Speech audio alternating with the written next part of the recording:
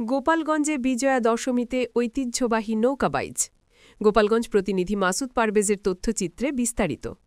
গোপালগঞ্জে শারদীয় দুর্গোৎসবের বিজয়া দশমী উপলক্ষে অনুষ্ঠিত হল ঐতিহ্যবাহী নৌকাবাইজ। সদর উপজেলার সাতপাড় এলাকায় মধুমতি নদীতে এই আয়োজনকে কেন্দ্র করে নদীপাড়ে উৎসুক জনতার উপচে পড়া ভিড় লক্ষ্য করা যায়। বাইচে ২০টিরও বেশি নৌকা অংশ নেয়। প্রতিযোগিতার সময় অংশগ্রহণকারীরা ঢাক, ঢোল ও বাঁশির তালে বৈঠা চালাতে চালাতে এগিয়ে যায়, আর দুই তীরের হাজারো দর্শক করতালিতে উৎসাহ যোগায়। এ সময় প্রধান অতিথি হিসেবে উপস্থিত ছিলেন গোপালগঞ্জের জেলা প্রশাসক মুহাম্মদ কামরুজ্জামান। তিনি বলেন, এ ধরনের আয়োজন গ্রামীণ ঐতিহ্যকে ধরে রাখে এবং সামাজিক বন্ধনকে আরও শক্তিশালী করে। আয়োজন ঘিরে স্থানীয় এলাকাবাসীর মধ্যে উৎসবমুখর পরিবেশ সৃষ্টি হয়। ফারজানা রশিদ ঢালি, নিউজ ডেস্ক।